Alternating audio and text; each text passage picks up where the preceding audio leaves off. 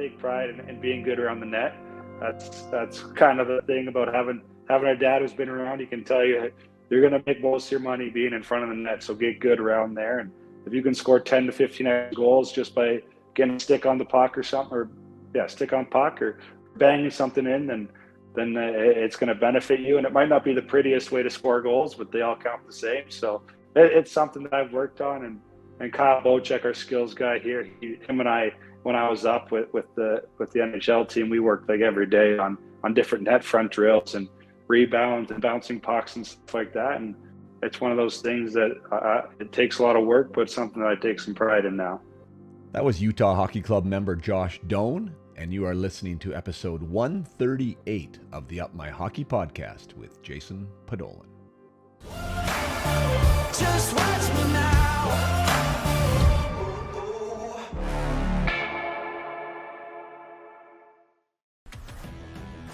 Welcome to Up My Hockey with Jason Podollan, where we deconstruct the NHL journey, discuss what it takes to make it, and have a few laughs along the way.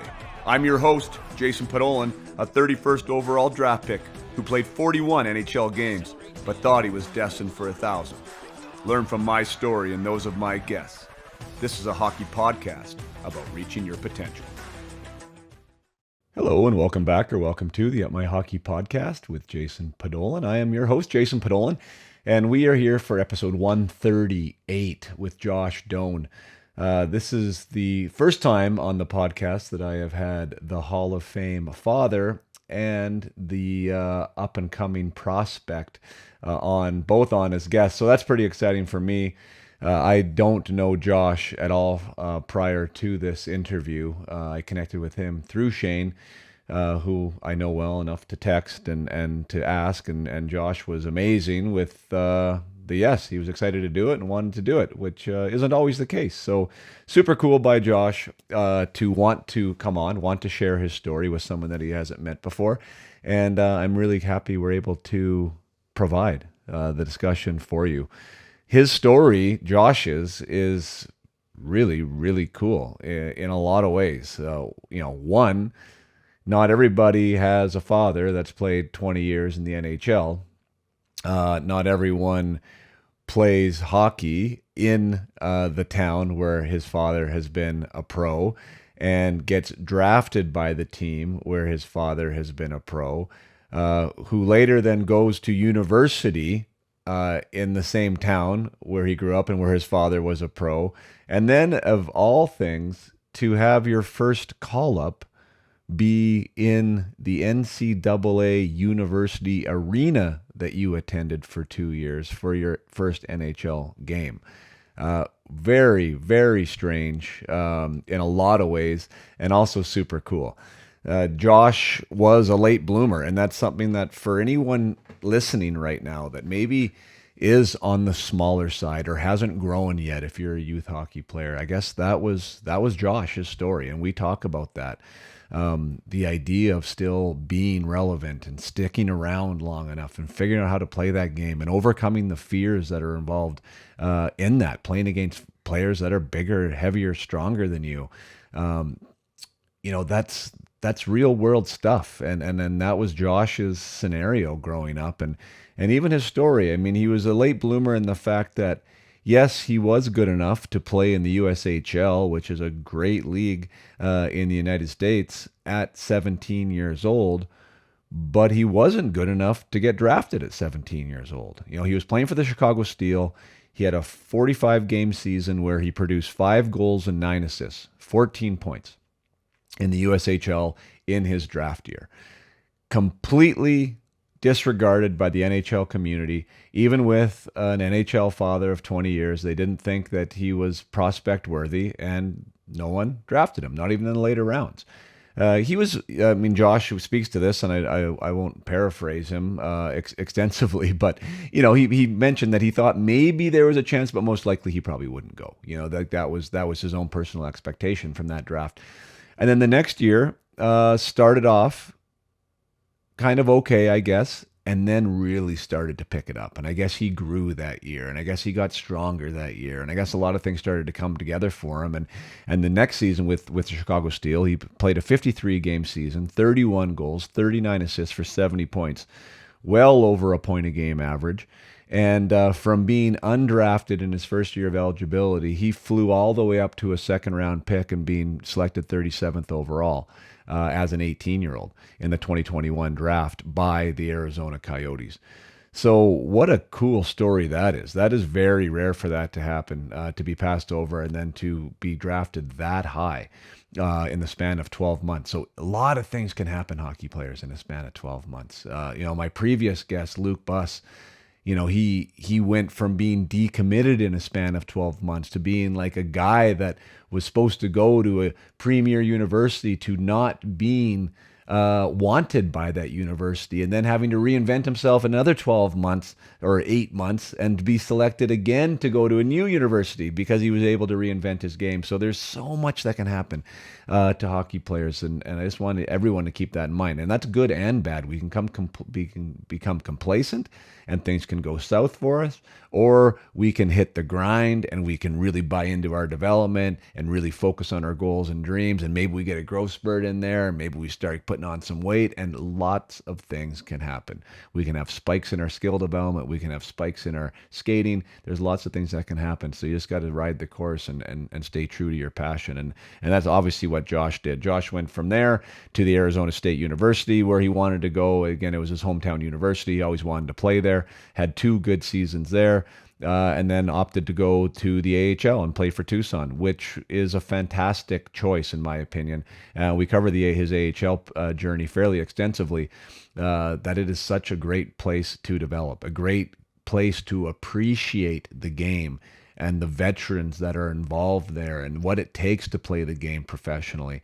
And also, if you are lucky enough and to get that call to the NHL, how much more you appreciate the environment that you're in from being on the journey and on the bus in the AHL. So it really keeps your perspective in check, and I think it will really help Josh moving forward with his goal of becoming a full-time NHLer. I think that perspective of understanding what the AHL is and doing everything that he can to stay there and really appreciating the moment will do him wonders.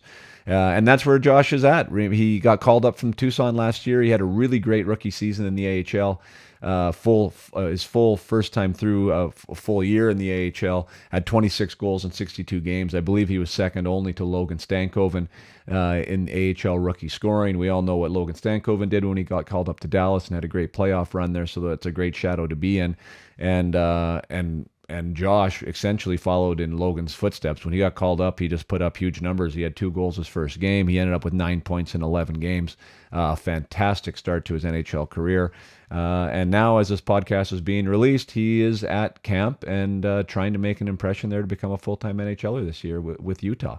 So really fun story. He's super candid, really honest, really forthcoming with real information. That is obviously what I feel the benefit of this long form type of discussion is, and my podcast in particular, is that I get to ask the follow-up questions. I get to dive a little deeper and get past the the initial response to get to the meat of things, and Josh allowed me to do that, and he was really awesome in this interview. So without further ado, like father, like son, Shane is recognized throughout the hockey world as one of the best people in the game. If you listen to his interview, I think you're going to hear a lot of Josh, or a lot of Shane in Josh, and obviously the apple didn't fall too far from the tree, because anyone who knows the Doans knows that that's a really good family, and Josh is living up to that hype and reputation. So I hope you enjoyed this discussion. Without further ado, here is my conversation with Josh Doan.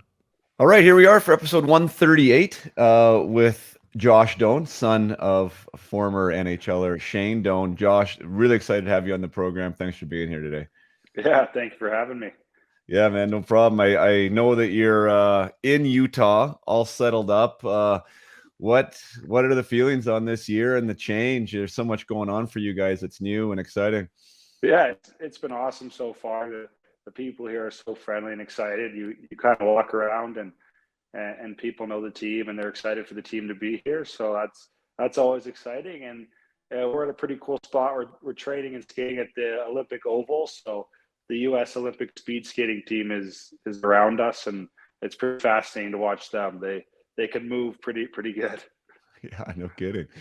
So with you and maybe we'll just like start there, like actually where you're at right now. So you're in Utah, you're getting ready for the season. You were a late call up at the end of last year and had a lot of success there. What's the message for this year from the club? What are the expectations for you? Yeah, I think it's one of those things you got to come in and have a good camp. Obviously, it's no spot in this league is ever safe, so you got to come in and earn your right to be there, and that's kind of the focal point for me is to re-earn anything that I thought I earned last year, and try to prove a point that I had a good summer and can carry over what I did last year. Awesome. So from you as a personal, like your mindset, maybe it goes without saying, but like you want to be an NHLer this year, you want to be a Utah Hockey Club member, and that's where your sights are set.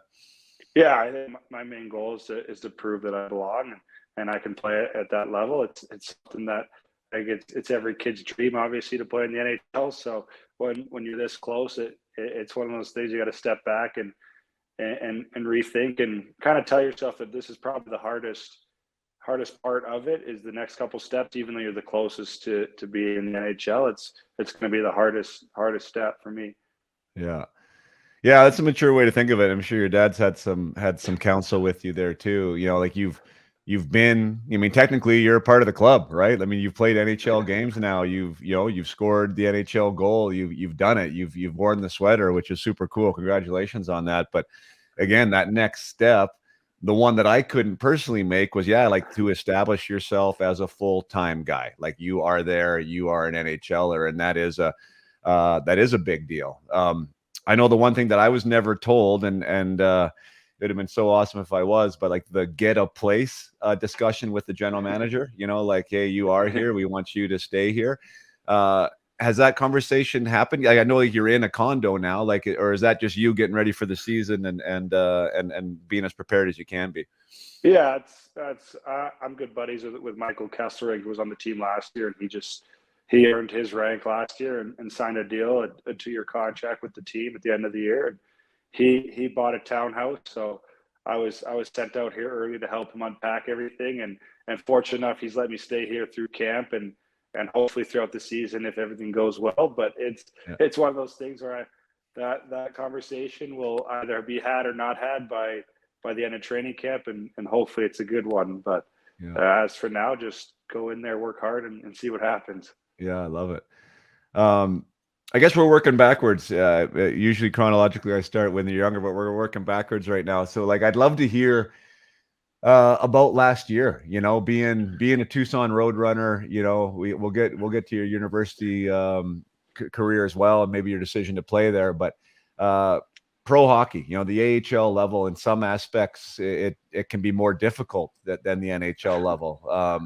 Whether it be the travel, whether it be the accommodations, whether it be the food, you know what I mean? Like the game itself sometimes can be a little bit more difficult, sometimes more physical. What was the adjustment like for you to the AHL level, and what did you learn there that was different than the NCAA? Yeah, I mean, I think a first thing is like there's the best people in the world down in the AHL that you get to meet, and guys that play the game because they love it and they battle hard. Like it's no joke, the AHL. And when you go down there, you learn, and it makes you want it more because you get a taste of the NHL, and you see how amazing it can be, and the experience and the travel and the accommodations compared to one step below where you're busing 6 hours.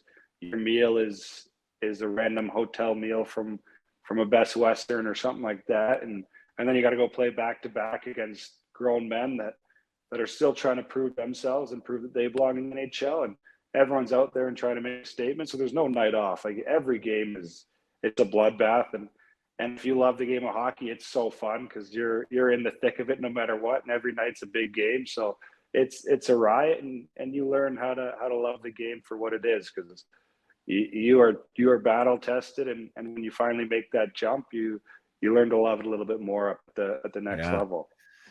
Yeah, boy, you touched on a lot of things there, which I think probably require a little bit more insight. The Yeah, one is like just for more the average fan, or maybe even like the average junior hockey player out there playing, like you mentioned the one step, like it's legitimately like you're one phone call, one injury, one whatever away from, the greatest league in the world. And not only does like your paycheck dramatically change with that one phone call, but the experience of being a hockey player dramatically changes, right? Like you're not on buses and traveling 8 hours and eating on the bus and ordering your food from the rink, and all the stuff that happens with that. You're flying in charter planes with shrimp caviar, and all the rest of it. Like it's just such a mind-blowing difference just by the chance that you might get a phone call.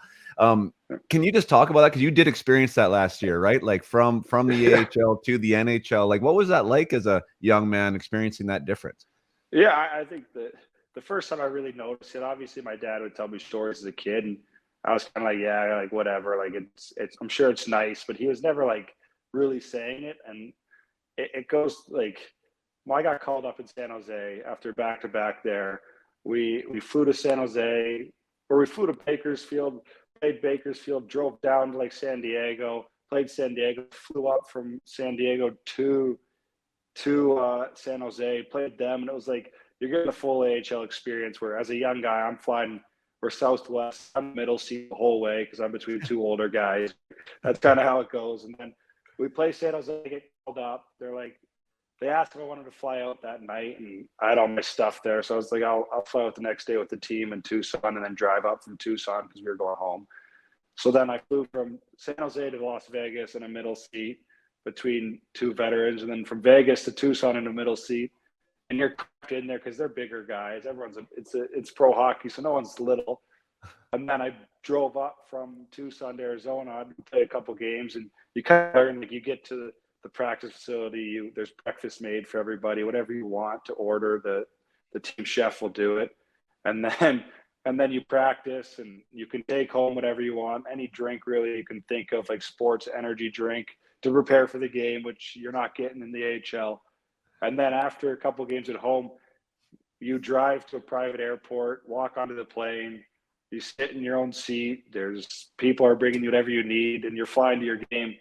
And then after that, you fly right out after the game, and you go to the next location where it's like, and it's like some guys are kind of upset that they got to fly out that night to go play. I'm like, this is great. Like, I was busting 6 hours the next game like a week ago, so I'm loving it. Like, I'm getting a full sleep on the plane.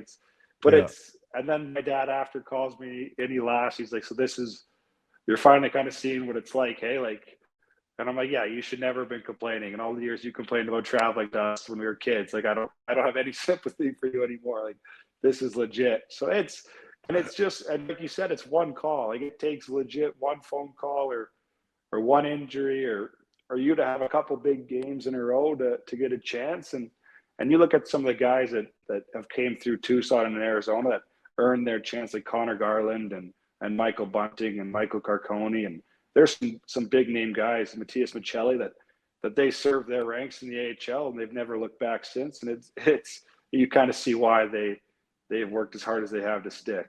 Yeah. Yeah. I mean, I do. One of the things I really do respect about your old man, and for, any of those guys that have done what you just said, is like your dad experienced the minors, right? Like, he experienced the minors after being in the NHL for a season or two. I can't remember exactly, but like that's a big wow, like to go back and for him to rebuild himself and to find a way back to the NHL and to have the career that he did. But there's some guys, right? I mean, and not that I'm going to make fun of those guys, but the silver spooners who have never been in the AHL don't know what that's like. Don't know what it's like to be on the buses there and to have that experience. Like, those guys are usually a little more quick to complain about the travel and everything else, right? Yeah. Oh yeah. That's, yeah. So I credit guys like my dad and like guys like I played with Dylan through this year, and he had an incredible year last year in the NHL. Went back to play junior, had a good training camp. They wanted him to get a little bit more experience in the AHL, and then came down and had just an amazing time with the guys and was in every day in the room, happy and smiling. And then he goes up and he scores 17 goals, whatever it is, in the back half of an NHL season.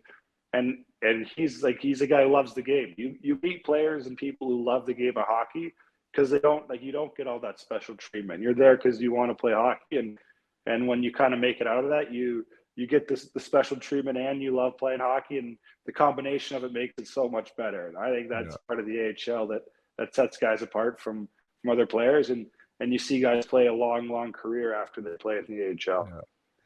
Yeah, there's been lots of stories. I've had lots of guests on this program, as you know, with me in episode 137, and uh, and some of the best stories, like, I mean, I don't know, Jared Smithson comes to mind right away, a guy that played a long time in the AHL before he played his 700 games in the NHL. I mean, Scott Nichols, another guy, but these guys really learned like the essence of the game at the AHL level from the guys that had been pros. You know what I mean? And maybe a cup of coffee right in the NHL, maybe a half a season here and there, but they were the 32-year-old guy that was playing in the AHL that, like, you know, like you said, like, knew when to show up, knew what time to be at the rink, knew what the work required was to play consistently all the time. And they just said, like, the lessons from those guys and being around those guys really helped them in their journey. Can you speak to that at all with your experience in Tucson? Yeah, I mean, it's been so far. You do learn how to take care of your body, I think, is the first thing from those older guys that have been up and down, and you don't get the special treatment of getting like the massages. So you got to learn how to take care of your body yourself and show up to the rink early and get your work in. But my first captain in pro hockey was Adam Cracknell, and he's been around for a while, and he was the guy right away kind of showed me. He was the first guy on the ice every day working on different things and working on goalie shooting and stuff like that with the goalies. And it's like, and you see why he's done so well. And his best AHL season was the year I was with him. He had over 50 points for the first time ever at 30 something years old. It just goes to show, like, it's guys that take care of their bodies and they show up every day. And he made sure that everyone felt important and was having fun in the rink. And that's kind of how he just is a guy, but it's the reason his career has been so prominent, in my opinion. And but you do learn, like, the little things of when to show up and how to feed your body, how to take care of your body away from the rink, and then when you're at the rink, what kind of do and who to see and who to listen to and what guys can give you good advice, and you kind of just have to be a sponge when you're down there and soak in all the experiments and experience and stories that guys will tell you, because like you said, you'll get the best stories in the world from the AHL.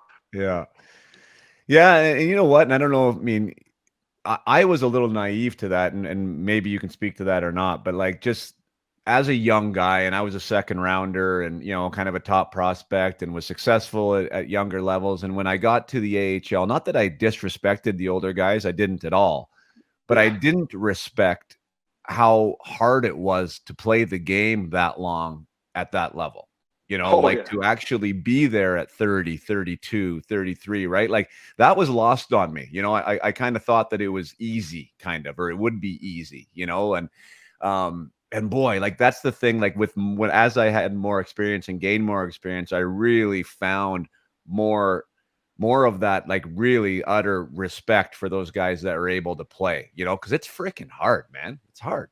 Oh yeah, it's really hard. And I think that's, like, once you learn the respect to those guys, I think you start to learn a little bit more. But like in the AHL, like, you go to the net, you're getting pounded. Like, it's not an easy game to play.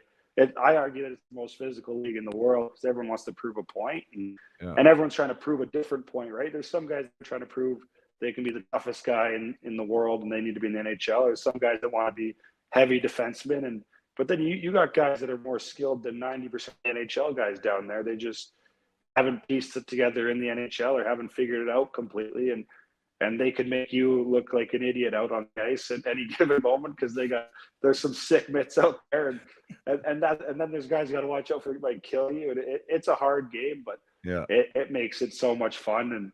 And after, it's not as serious after games compared to the NHL, where it's like there you can laugh and talk about certain things that happened to you or someone else or in the game. You're like, I can't believe that happened or whatnot. But it's so fun. I loved my time down there the last year. Yeah, good for you. Yeah, I mean, that's the thing too. Like, people assume that you know, the best players are in the NHL, and you know, I guess it is true, but there's also like great examples that you just said of like amazing hockey players that for whatever reason are not in the NHL, and whether that be opportunity or in the wrong team or the wrong system at the wrong time, maybe didn't make the most of an opportunity in the moment, you know what I mean? And they're Yeah, there and they're all fighting for this spot, so that's definitely not a league to be frowned upon. And to your point too, like some guys are fighting to get to the next level, some guys are fighting to stay at that level, right? So everyone's yeah, fighting for something there, right? Like nobody's really comfortable in that scenario. um when it comes to just the shift to Utah, I want to focus on that for a second because there is a guy by the name of Dave Oliver who's a friend of mine. I'm not sure if that yeah, name rings a bell to you or not, but he's a pro scout for the Coyotes, and yeah, I talked with him about you a little bit when I knew that I was going to be interviewing you, and uh, anyways, outside of what we talked about with you, which I'll share with you, he just talked about the move from Phoenix to Utah, and he didn't mean it disparagingly to Phoenix at all or to the area, but he just said like Utah feels like we're really in the NHL now. You know, was kind of like the way he said it, like just the facility and where it's at and kind of the buzz around it. And, you know, you're not sharing a facility with, you know, the university team, you know, yeah. like what was happening down there. Like, do you feel like a definite difference of where you're at now and where that team is and how the ownership has been treating the guys?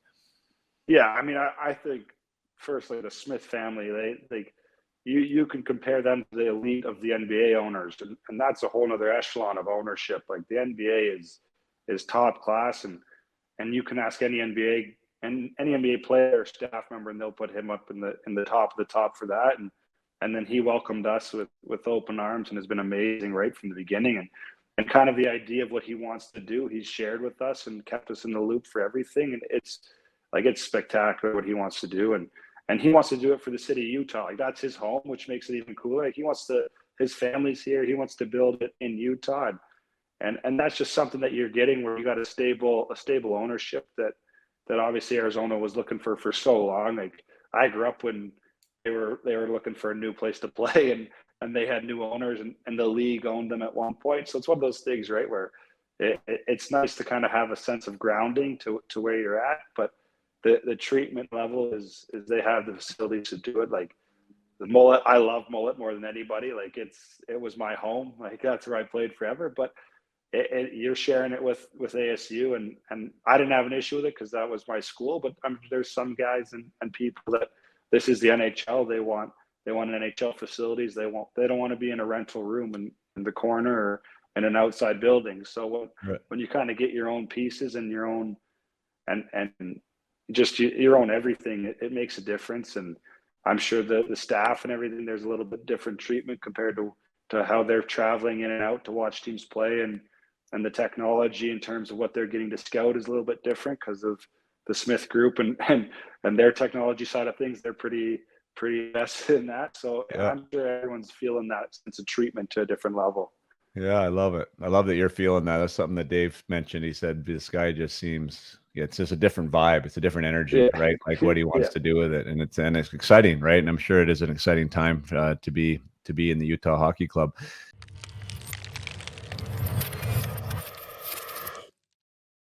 Hey there, just a short break from the conversation to celebrate an exciting time of year, which is the start of hockey season.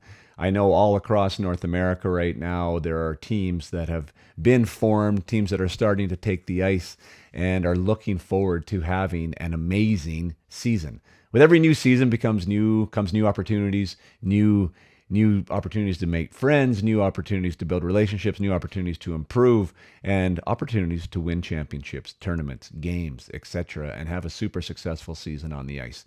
One of the ways to do that, of course, is to treat this season differently. And one way to treat it differently and to set the standard early on in the process is to create a culture, a mindset of high performance. And Up My Hockey can help you do that. If you are a competitive team anywhere in North America and you want to give your players the mindset, tools, and strategies available to have the best season that they have had yet, and to win the tournaments and to have success and to minimize problems in the dressing room and have an amazing experience, then Up My Hockey could be something that you were looking for. It's a 4-week program that the players will look at online, individually in their own homes. And if you so choose, you can bring me into an online Zoom meeting after each week's of content for a coaching call, where we have mini breakout rooms. We have sessions where the players get to know each other in ways that they wouldn't otherwise. I ask questions that provide value to the dressing room, value to each other as teammates, value to how to approach competition, how to approach preparation, how to be resilient as a group, how to push each other to become your best individually and as a team. There's a lot of stuff that we will break down and provide a framework and an infrastructure for your team to be successful this year. So if that sounds like something you would like to do, 4 weeks at the start of the year, which actually breaks down to 8. Great to start in October, November, and get this done in the first half, really establish the culture that you would like. Then look up upmyhockey.com, and you can get a hold of me through there and see if it is a good fit or not.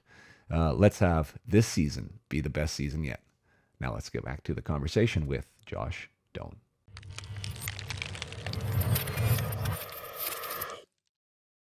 With Tucson, and you had a heck of a year last year, congrats to you, 26 goals, 20 assists, in a tough league as we spoke about as essentially a rookie in that league. You got the opportunity with that call up, and boy, you came in smoking, buddy. Like, being able to score, like I think maybe 2 your first game, if I remember correctly, and then ended up with 9 points in 11 games. Like, shit, bro, that's like a 60-point season if you did that for the entire time, right? Like, that's crazy numbers. Just talk about that, like that first game feeling, like being able to get that goal. Like, what was it? Was it just everything just kind of coming together at the right time, or what's going on with you?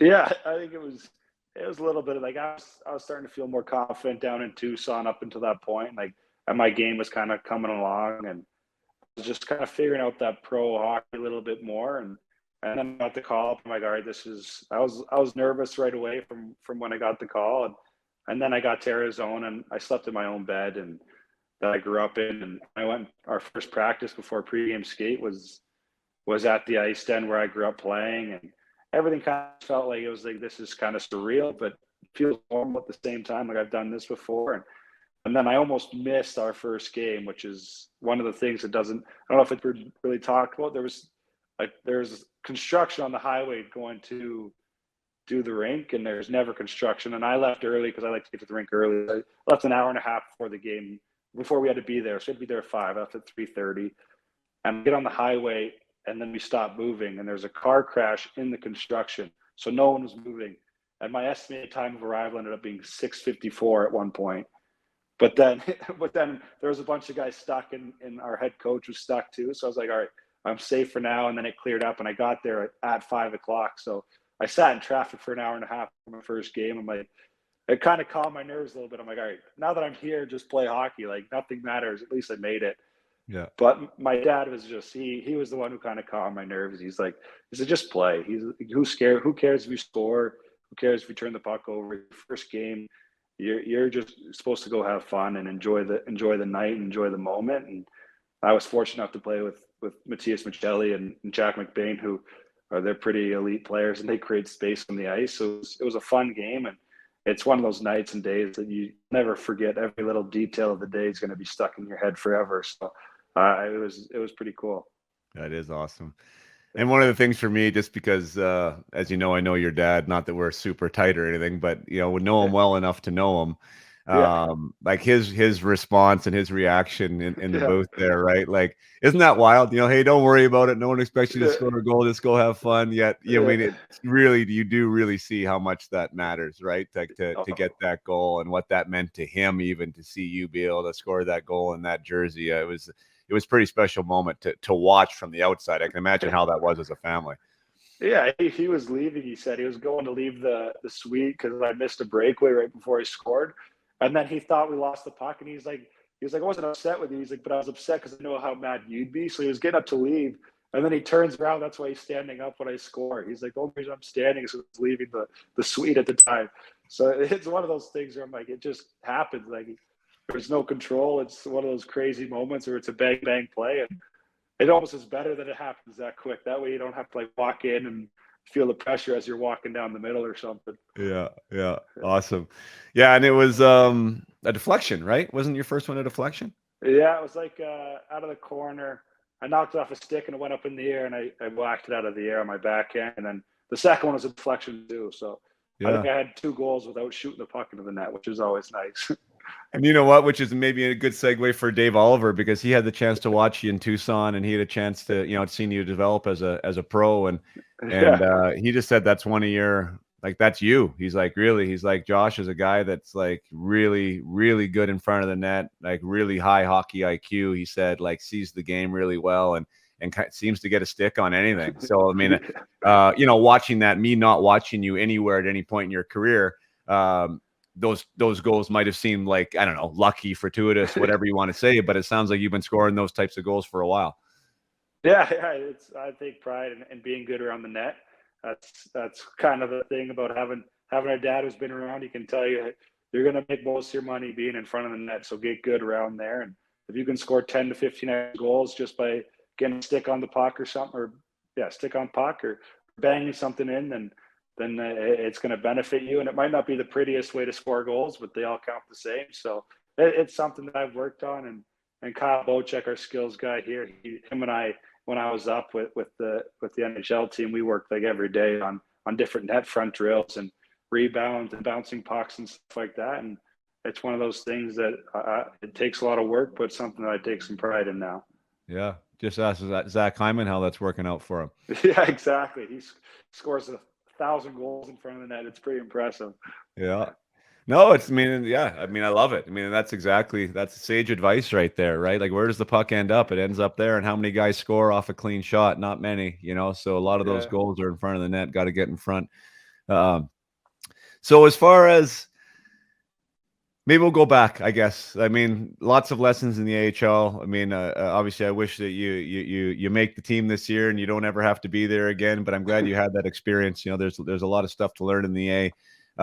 Going back again, like, what a crazy experience! Like, for you to play at ASU, and then all of a sudden the NHL team that you played for is playing at ASU, and and that's who drafts you, and all the rest of that. Like, Arizona State obviously seems like a very natural progression for someone who played hockey, in Phoenix, right? Like, of course, okay, that makes some sense. My question was going to be, maybe even like, that predates the NCAA, with your dad being a Kamloops Blazer, with you having the option of probably going to the WHL. How did that, was it ever a discussion? Was it ever a consideration to follow in dad's footsteps and go to the Dub? Yeah, I was, I think, 17 years old. It was going into my senior year of high school, or grade 12, and I was set on going to Kamloops because I was drafted by Kamloops. They own my rights. I was going to live with my aunt and uncle, or my nana and papa. They all live in Kamloops. I'm like, oh, this is perfect. Like, a good segue to do that. And ASU, they'd been talking to me a little bit, and it was, if I was going to go to ASU, I was going to play in the BCHL. I wasn't really ready for the USHL. And then Ryan Hardy, who was the GM of Chicago Steel at the time when my rights, called my dad and I, and they must have lost a guy or someone dropped out. And they set up a phone call with us and like, hey, we take our development pretty serious, and we'll sit down on a Zoom and talk about your options and what it could be. And we were out of respect, like, yeah, like, we'll talk and we'll see what he has to say. And by the end of that call, it was, my whole mindset had switched from going Dub to going to Chicago and then committing to ASU, because I could do that as well with the Steel. And our mindset was, first, I was like, I was only going to play one game a weekend. The other game I was going to be in the gym while they were playing to get stronger, because it wasn't strong enough. And then as the year went on, I developed, like, we had an unbelievable team. Owen Power was on our team. We had Matt Coronado, Mackie Samoskevich, Brendan Brisson, Sam Colangelo. It was just a stacked team that if you play versus better players, then you're going to get better. And that's kind of been my mindset throughout my career, is you kind of want to be uncomfortable with who you're playing against, because you're going to find a way to adapt and to compete at that level. And it was the best decision that I could have made, was going to Chicago and learning from some of the guys there. but it was legit. I was like, I woke up and I'm like, I'm going to sign him with Kamloops tonight. And then out of nowhere, I'm like, nope, I'm not. I'm committing to ASU in a Wow. week and going to Chicago. That's crazy. That's Yeah. crazy. So like the power of communication, right? And who Yeah. knows, like not knowing what you don't know. How was dad with that? Like obviously he supported it in some aspect, but he must have been excited about the idea of you going to Kamloops as well. Oh yeah. I think he wanted me to go to Kamloops. My mom was like, college all the way. Like she was from the beginning. So you need your degree, whatever. But she's from Kamloops, so the only team she'd let me play for was Kamloops. She's like, if you go to Kamloops, it's fine. But that's it. Like that was it. And so it was like one of those things where Chicago did a good job of kind of talking me into that. And then ASU had came and visited me a couple of times and talked with me and my family, and we went down to the school. And my first time ever seeing the ASU campus was my first visit to see like official visit, and it's 25 minutes away from home, and I had no idea what it was like. And once we got there, it was like that also sweetened the deal. I think a little bit was seeing how many facilities they have and the tools and resources that they can give you. Right, right. But Kind of a small hockey world story, but of all yeah, teams that drafted my oldest son, Kamloops drafted Hudson yeah, this you're year. saying that. Yeah. Yeah, it's so exciting. I mean, it's a great spot, and the city loves their hockey. I think my Yeah. favorite story ever is my dad got stopped in a grocery store with me and him when we were training at the end of his career, and he was probably in the NHL for 20 years at the time. And this fan stopped him and was like, "Hey," and asked, "Are you Shane Doan?" He's like, "Yeah." And he's like, "Oh, I was the biggest fan of the Blazers when you played there. Like, I was so happy when you won the Mem Cup." And then he goes, "So what do you do now?" And my dad's like, "Oh, he's like, you still playing?" And he's like, "Yeah, I've been playing for a while now. This is the end of his career." And they just, once you leave Kamloops, they don't care. Like, you're not on their team anymore. It doesn't matter. They're just diehard Blazer fans. So that's part of WHL and the CHL hockey, which makes it so special. So I was laughing. I'm like, this guy's got no idea that he plays hockey still, but he knew Yeah. when he played with the Blazers when he was Yeah, 18 years exactly. old. Not a bad player, eh? Not a bad Yeah, player. yeah. Still playing. I was like, take That's take funny. that, Dad. Yeah. So with the Chicago Steel, so I think this is a really, for me at least, this is a really compelling piece of your story. Like, so you go there to Chicago. You said that I mean, the plan changed as you were there. Like you were only going to play one game a week and you started playing more. Yeah. Like, and just I'm going to keep in mind for everybody, you went there during your NHL draft year, Yeah. Yeah. right? So your first year of eligibility. So walk me through where you're at, like just in that sort of evolution of you as a hockey player. I mean, you're not naive to the idea that it's your draft year. You're going to be playing in this great league, the USHL. Your dad is a Hall of Famer, like, and now it's your kind of turn. Like, did you not feel ready to get drafted? Like, where was your mindset when it came to that? Yeah, I was like such a late bloomer, which was part of the issue. Like my draft year in the dub in the USHL I was 5'4", 115 pounds. And I probably, when I went into the USHL, I was just under 5'10" and probably 170 pounds, 165 pounds. And it was one of those things where I wasn't, I knew in my own head, like, I'm not ready to go out there and dominate and be a top 3-round pick. I'm like, I could try and prove that I can be someone they can develop in the later rounds and just get an opportunity somewhere and trying to prove someone right was my mindset. And as the year progressed, I'm like, I talked to a couple of teams here and there, but nothing too serious where it was like, I wasn't really expecting much when it came to the draft. And then as the year went on, it was like, we had guys that were going to go the first couple rounds, and Brandon Brashon went in the first round to Vegas. Sam Colangelo was like the second or third pick in the second round. And they're guys that I had played with and competed with all year. And I'm like, I can try and compete with them, but they're going to be the high end picks. I'll kind of slide in and hopefully be a seventh rounder was my hope. Yeah. And then I didn't have like a great year. I think I had 5 goals and 14 points or whatever it is my first year, which by no means is me expecting to get drafted in the NHL. So I was like, Right. whatever. And then COVID came, which screwed everything up. And it was like everything was shut down. And I think it was one of the biggest things that benefited my game was COVID and getting to kind of work out and train a little bit longer, have a longer summer to prepare for the following year and try and be a draft plus one guy. And then thankfully had a big second year. Right. Yeah, that's okay. So that's super cool because it does happen, of course, that guys, get passed over their first year of eligibility, but it's quite rare to have the second year of eligibility be a guy that's going to go 37th overall, right? Like that, like from not on the board to 37th is a huge meteoric rise. So awesome on that. What was the big transformation for you? Like what's the difference between 14 points and 70 points, between 5 goals and 31 goals? What happened to Josh Doan? You mentioned COVID in the training, but like was that the piece?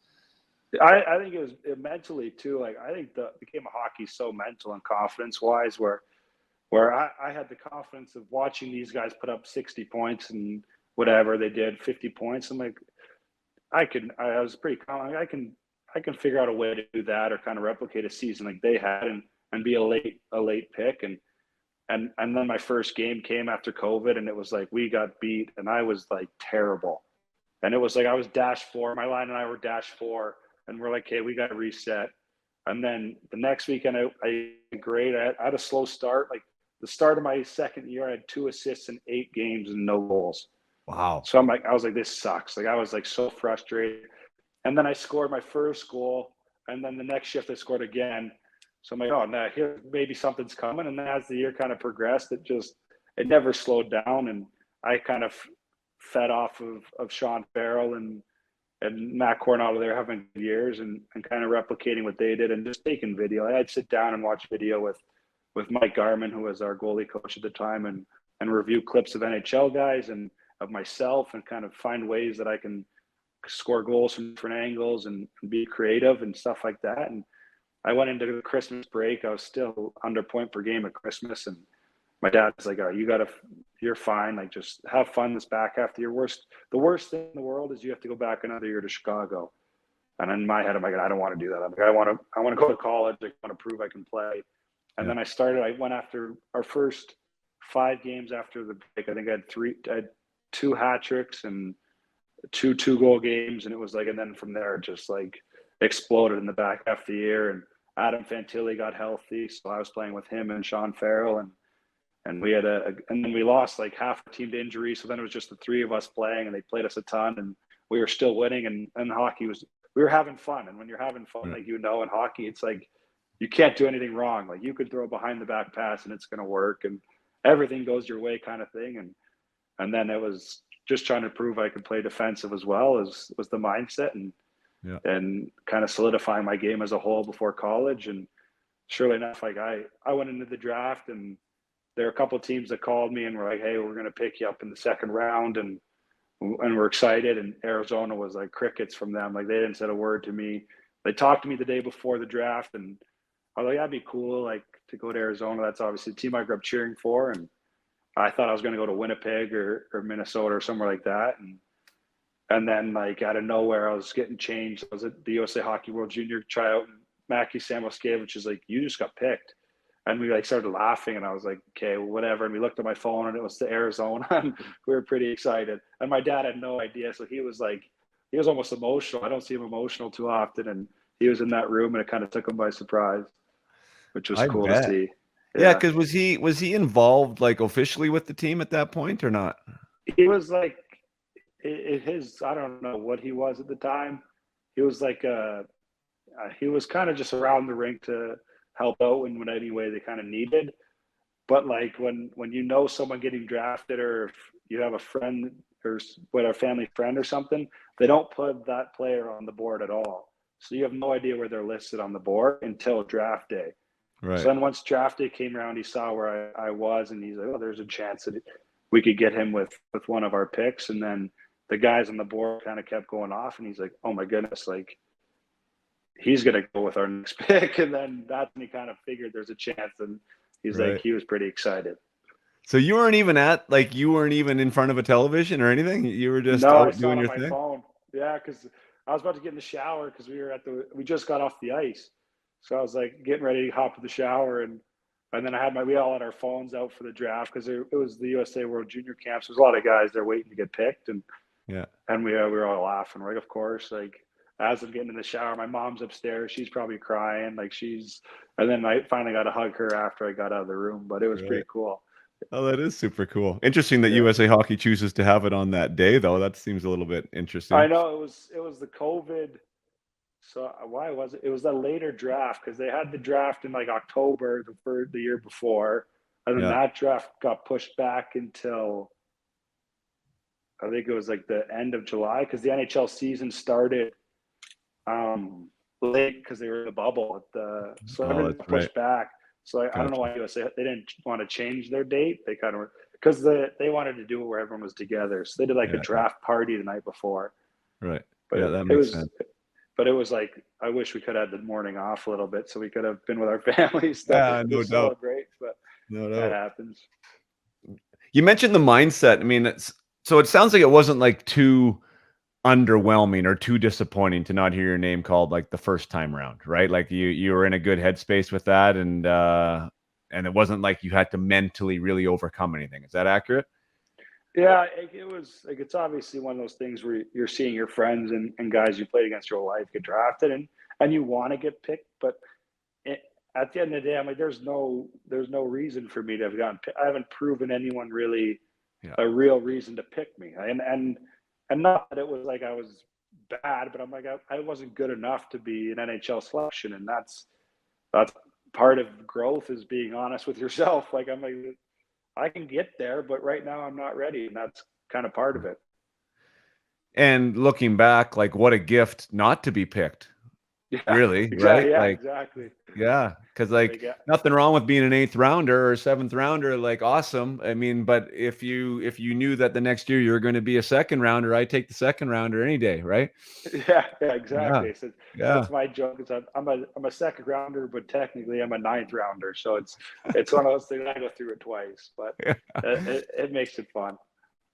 Well, you mentioned mindset, and I don't even know, we never really discussed it, but like what I do, I mean, the podcast isn't what I do. What I do is I'm a mindset coach for players. So that's really what Okay. I help with. I help with the guys off the ice, and I help with the transitions between things, like overcoming maybe some disappointment, like you were talking about with the draft, and confidence. Like how do we create it? How do Yeah. we develop it? How do we keep it? Uh, how did you? It was going to be a wrong segue. I talk a lot about belief systems too, right? So Yeah. a belief system is a real integral part of success. And after you've gone through a season where maybe you didn't hear your name called and things didn't go quite as you wanted them to maintain that belief that yes, I do belong. Yes, I can do this. Yes, this is a path for me. Um, where did that exist for you? Like how did that exist, or did it exist? Sometimes we just go along and we just play, right? And whatever happens happens. But I think for most guys, there's some type of a belief system in place that allows them to think that the journey is going to happen and it's worth it, the work they're putting in. Yeah. There's a couple people like, and my dad was big into that, or he kind of helped me keep my confidence. But we brought in Matt Calderoni into Chicago, and he's like a sports psychology and kind of talk you through things. And you'd have individual sit downs with him, and he kind of explain the process. And anytime he'd be like, I don't know if that he'd correct you and be like, no, like you could do that. Like, why can't you? Like, there's a reason you're here to begin with. Yeah. And then Ryan Hardy, I think he works with the Maple Leafs now, and he's the one who drafted me and brought us all in together. And just talking with him and the way that he put his belief into me and kind of put trust into me to play big minutes and to play with younger guys to help them grow gave you a little bit of belief that if they trust me to play with the younger guys and I'm obviously doing something right. And he's a guy that when I was at my lowest at times he'd call me and be like, hey, you're good and you'll figure it out. There's a reason you're here. And I think just kind of over and hearing like there's a reason that you're playing and playing at this level and that you're going to college and like you're not a bad hockey player. You're obviously somewhat decent and if you really care about the game, then you'll find a way to get kind of through anything. And it was something that I didn't have I think as much belief in myself as other people did, and knowing that there was belief around me and people believed in me is I think what kind of boosted that I that love that mentality. I love that story. Yeah, that's great. I mean, your circle matters, like, right? Yeah, Like your mentorship circle matters, even like your peer group really matters. And I think that the more we insulate ourselves with good people, with good ideas, with good belief systems, with positive support, like how can that not help? right? Like, how can Yeah. that not help? And being open to that, I always, I mean, we only have our own window to look through as far as reference points are concerned. But I just know for me, like, it's not that I didn't have good people around me, but I was a little bit like stoic in the idea of letting people in. I felt like Yeah. it was my journey.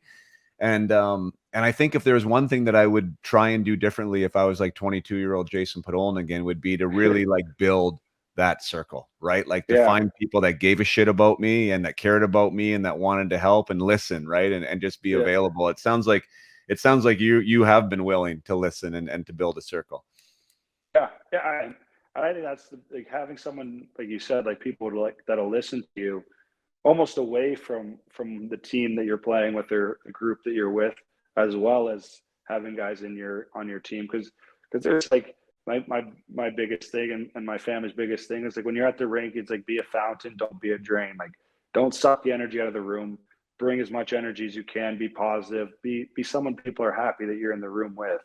And if you have any negative thoughts or things that are bothering you, then talk to the people that are outside of that room that aren't going to be impacted in a way of like a negative emotion towards the team. Or I got like a circle with obviously my dad, my uncle, and my aunt, and my friends from high school that don't play hockey anymore. Like I got a pretty good circle that I can trust and go to whenever I need. And like you said, it's so much more important just to have people that'll listen compared to the people that are always almost telling you what to do at times. Yeah, that's a really, really awesome lesson. I love hearing that. Like to be what you can be to that group. One of the best things about hockey is that it is a team, and those guys around you, you want them to be as good as you can because it helps you be better. And I mean, all that culture piece is a huge thing.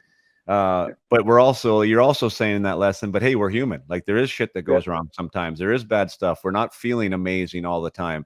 But let's find a vessel or a person or a mentor, someone outside of that team culture where we can express that and be human and talk through that.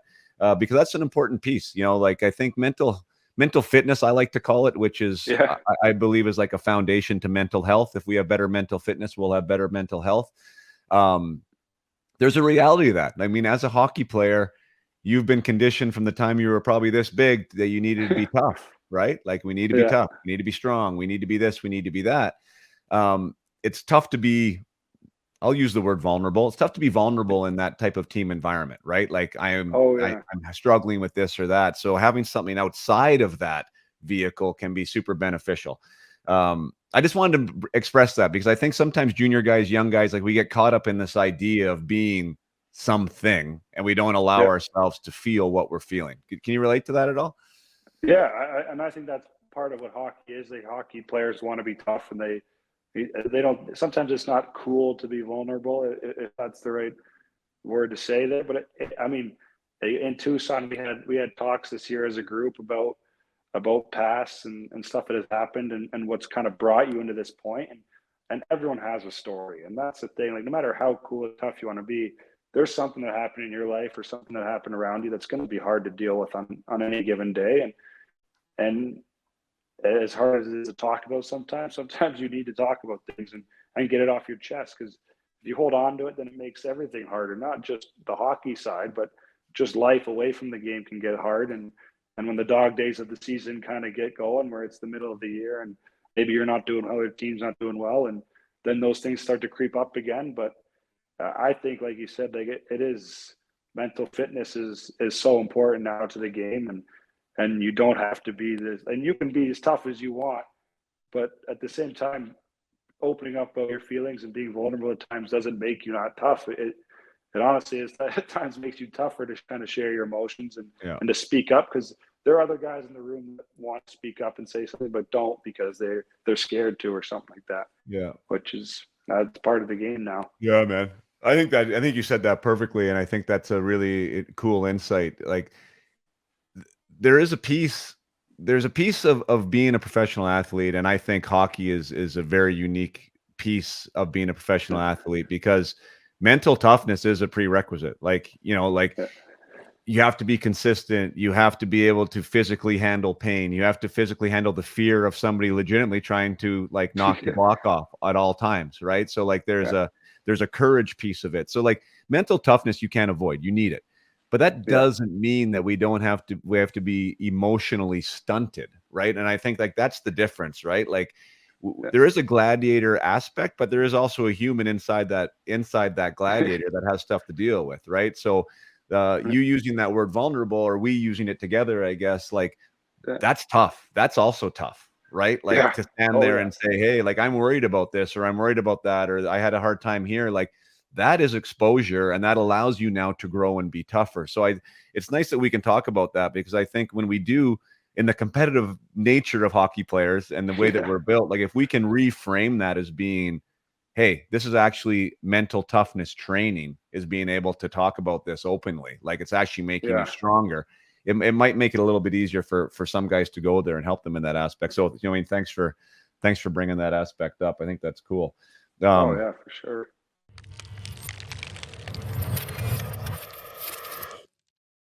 Just going to take a short break from my conversation with Josh Doan to provide an opportunity for my partner at UMH68 and show sponsor Elite Prospects to get a word out. And Elite Prospects is the gateway to hockey. Online since 1999, eliteprospects.com is the #1 statistical hockey resource, serving over 1 million unique visitors weekly. It offers the most informative hockey player database on the web and has the most reliable transaction tracker available. For youth hockey players, EP is your very own online showcase to highlight your achievements and help secure future playing opportunities. Coaches, scouts, and schools at every level of the game considered Elite Prospects their one-stop shop to discover future stars. Hockey fan crazy about the NHL, the draft, and your team's top prospects? There's no better resource than EP Rinkside, providing insight and analysis on players worldwide throughout written features, video breakdowns, interviews, and more. Head to eliteprospects.com now and experience your gateway to hockey. Now let's get back to the interview with Josh Doan.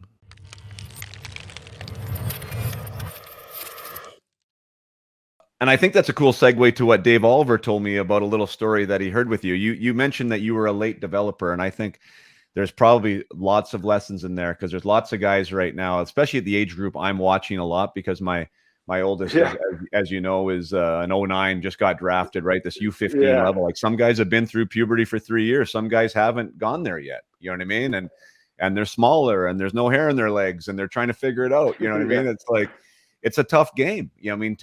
To be behind like that. So you as a late developer, you said you were small and undersized. Like, what were some of the challenges you experienced with that, and what were maybe some of the secrets that you had in being able to overcome it?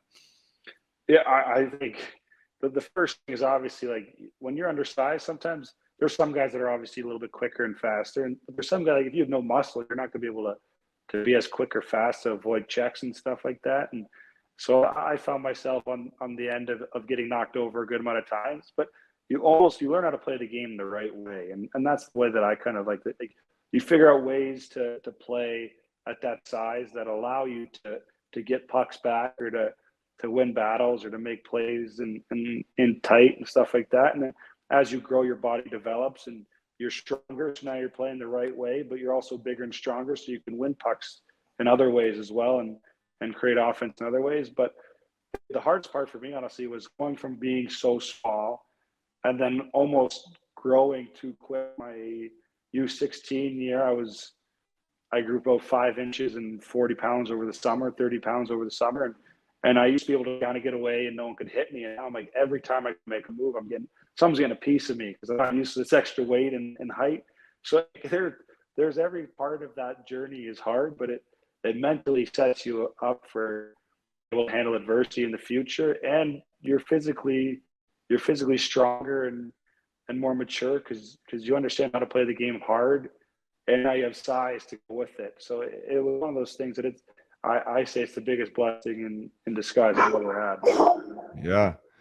Yeah. I mean, I like the way that you say you learn how to play the game the right way. I think that's something that I totally see, and I've seen lots, is that smaller players have to move pucks. You have to, right? Like you have to move pucks, and then you have to be able to find space. And if you can't do those two things, then you're not going to be relevant.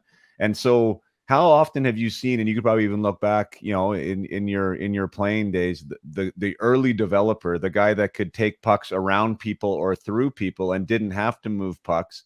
At some point, that guy gets caught up because everyone else grows, and now they have to relearn the game again, right? Like, Yeah. and those guys sometimes fall away. So, um, you know, maybe you can speak to that. Like, I think it's an advantage if you can stick around being an undersized player, and if you can keep yourself relevant, and then that growth does come, I think you are better off even than the guy who's an early developer.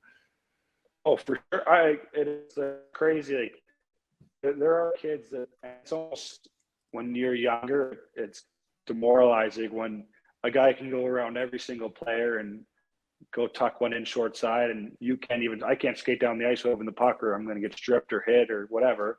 So it's like I got to learn to give and go and create offense that way. And this kid just picked up a puck from his own end, went coast to coast and scored, and that was like, and I think that's part of having a good background with having my dad, where he was like, hey, he's like, at some point he's going to have to learn to pass the puck, because when you get to that U16 and junior level, everyone has to pass the puck, or you're not going to be able to really do much. And then you slowly kind of catch guys like that, and then there are some that learn how to play the right way still and have success. But it's hard. It's hard both ways to be the biggest guy. When you're younger, it's great. But when you're older, it's hard. You never learn how to play the right way, and then the roles kind of reverse a little bit. So I can attest to a lot of guys that I grew up playing against that were way bigger, stronger, and faster than me. That throughout the years, when the game gets a little bit more serious and you have to play the right way, they get kind of caught up to and passed by the guys that were Yeah. 5'1" and 100 pounds soaking wet when they're 14. So it's funny how the game gives and takes.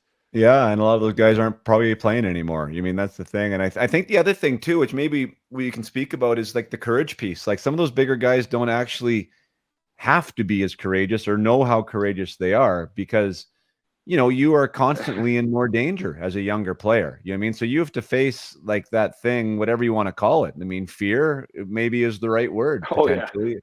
And that was one of the stories. Maybe you can speak to that. And I don't know if you remember it, but like Dave Oliver told me the story about talking with your dad and said that you were, you know, he was looking at pictures and you were like, you know, a foot shorter than all your teammates essentially, right? And I don't yeah, know if it was a conversation you had with him, meaning your dad, or exactly what it was, but I mean, I'll paraphrase and you can tell me how close I got. But you were like, you know, Dad, I'm smaller than everybody. Like, you know, I'm scared out there. Like, I'm getting knocked over all the time. And I guess your dad said, hey, like, there wasn't one game in 20 years that I played where I wasn't scared on the ice. yeah. You know, and like, that's something that we need to figure out or whatever. Like, I think that's like such a powerful message coming from a father who played as long as he did, who's standing 6'3", 230 Yeah, pounds, and he's telling you that he's scared. You must have yeah, been like, holy, you know, like, I think that's an interesting message. Is that an accurate story? And two, like, if you do remember it, like, what did that mean to you? yeah. I remember that like it was like yesterday. That was my first ever USA, my first ever Blazer camp when I was 14. And like I lined up to start the game versus Jermaine Lowen at the time, who was their best player. And I think he was 6'4", like 220 pounds. And I'm like, all right, well, I have no chance versus him. Like, if he gets the puck, I'm not getting it back. And if he's chasing me, he's taking it every time. And I remember throughout that game, we're like, oh my goodness, like, this is like, I'm helpless out here. Like, I have no chance. I'm too small. Like, this is like, I was small for my own age. Now there's 20-year-olds out here that are like, I'm really small now. Like, this is, and I remember after the game, I got pretty emotional because I was tearing up, and I'm like, I was almost like, Dad, like, this isn't fun. Like, I'm scared. I'm getting abused out there. Like, this isn't like, this might not be kind of like for me, this game. I was like, it's not fun. Like, and it isn't fun at times when you're that little and you're just getting bullied. Like, you almost feel like you're actually helpless out there. You're scared of everything, and anyone can hit you. So it's one of those things where you're uncomfortable. And that what he said. He's like, well, he's like, you enjoy the game and you have fun. And he's like, but I don't want you to think I play as big as I am. Like, I'm scared. Like, I'm scared. He's like, I don't go out there and think I'm untouchable. And I kind of laughed at him. I'm like, yeah, right. Like, what are you scared of? Like, who's going to hit you? Like you're 235 pounds. Like, he was literally over 100 pounds heavier than me at the time. So I'm like, there's no one who can hit you. Like, I've seen you play. he's like, yeah, he's like, but there was an element of, yeah, I might be bigger or whatever, but anybody can hit anybody. He's like, at the level that he played at, he's like, everyone's strong, and he's like, and I'm scared every game. And we're both pretty religious. So he talked about, he's like, I can pray for safety, and before every game I ask for safety, but he's like, there's an element of fear that goes into playing hockey. And I don't care who you are, you can lie to yourself and say you're not scared. You're scared of something happening. And that was, to me, kind of the thing that set me over the edge, where it was like, wow, like, if he's scared, and then he's naming guys that he's played with that are like idols of mine, where he's like, I guarantee you he's scared. I've talked to him. He's uncomfortable getting on the ice at times. And that was kind of what mellowed me down a little bit from that fear of playing hockey every day, and kind of like, oh, if he's scared, then I'm fine. Like, guys scores 35 goals in the NHL. Like, what am I like? Yeah. And then it just gave me that hope to continue to play hockey and have fun. And that's kind of what led me to continue to play and enjoy myself, and gave me that joy of the game back. Like, anytime I'm on the ice, it's the happiest I'll be in life is when I'm on the ice, no matter what I'm doing. So it's part of it, what's shaped me, and it's a true story. There's more to it, obviously. I was like, emotionally, like, I'm like distraught. I'm like, Dad, this sucks. Like, I hate hockey. And he's like, no, you don't. He's like, you're just upset right now, and you'll get over it. But if I didn't have stuff like that, or someone to back me in my corner and be like, hey, people are scared. That's the game. It's a physical game. There's no one who's not scared on the ice. That's such a perspective shift, right? Like, for you as a young man to hear that, and it almost makes you feel like, I think sometimes we can feel so isolated, and we can also feel like what might be internally construed as like a handicap or a problem, right? Like that we're not, and for you, that might have been like, I'm not good enough, or I'm not big enough, or I'm not going to be strong enough, or I'm not courageous enough, right? Like, it's nice to hear that, there are other guys, probably everybody, that enters a game with some level of fear, right? And so now they've been able to somehow manage it, and now it gives you kind of hope that you can empower yourself to manage that as well. This isn't something that can't be overcome. It's something that your father was able to overcome for 20 years, that he was able to fight through and to be courageous. And I just think I love that message of that story. And it's actually one of the things that I talk with my clients about when we talk about confidence, and because we want it. We want confidence, right? But like, I mean, can you, Josh Doan, even before your first NHL game, or maybe when we go back to that WHL camp, did you really have the right to be confident out there? Probably not, right? Like you said, you're 100 pounds lighter than everybody else. You're maybe slower than everybody else. Like, you'd be delusional if you would be like, like, I'm confident out here. Let's rock and roll, right? But I do say that there's another way that we can handle that, and that's with courage. Right? Because you might not have confidence, which is a feeling, but you can act courageously, right? You can be brave. And I think when we understand that that's a choice, that's a pretty powerful spot to put yourself in, because now you choose to be courageous. And then maybe at some point confidence does show up, but you can be courageous in the meantime, right? Yeah. Oh, for sure. I think it's all courage. I think anyone who gets on the ice now, you got to have a little bit of courage. And like you said, the guys have confidence 24/7. In my opinion, I'm like, I want to understand how they have that confidence all the time. But then at the same time, I'm like, you're just crazy. Like, there's something in your head that you gotta be a little crazy, this confident all the time. But that's part of the game. Yeah. And you know what? Who knows? You know that too, until we walk a mile in their shoes. Like, they could definitely have that swagger and come off that way, but you don't know what happens when they get home, or what they're thinking about, or anything else, right? Like, there's always something. We're all human at the end of the day. And I think, if we grow the strongest human behind the hockey mask, then usually a pretty good hockey player shows up. So I really value what you're able to share with us today, and the honesty that you've been given, because I think that there's a lot of ways to get to where you are right now. I mean, your path is a unique one, and there's a lot of lessons from everybody's journey. So thank you for sharing that with us today. And I mean, obviously wish you nothing but the best. And maybe if we're gonna have one more thing, if there's one lesson that you do have for somebody who wants to put on that NHL jersey and to score a goal there in that league one day, what would be the message to some younger players or some parents out there right now? And it's going to sound as easy as you can, but it's the element of just having fun. And when you have fun, be creative, because the more creative you are, then the more you're doing, and the more you put out there. Parents is almost let your kids be creative, because they're going to make mistakes. That was is I could do whatever I want on the ice as long as and you can by the moment you're doing that, and be creative on that side of the game. It is, at the end of the day, you're to have fun, so enjoy it. Yeah, I appreciate that. I mean, you were breaking up a bit for me there, unfortunately, but I definitely understood the message. Like, yeah, have fun.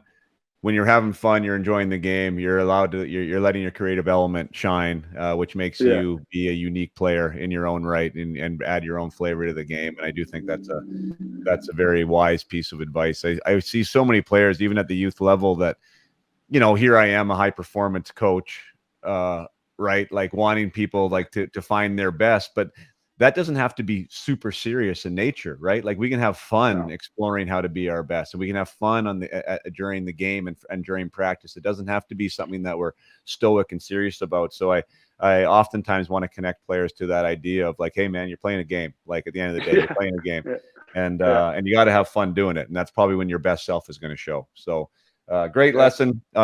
Best of luck this year, Josh. I really appreciate you spending an hour of your time with us here today. And yeah, it's going to be fun to see the Utah Hockey Club do its thing this year. Yeah, I'm excited for the year, and thanks for having me on. Thanks, Josh.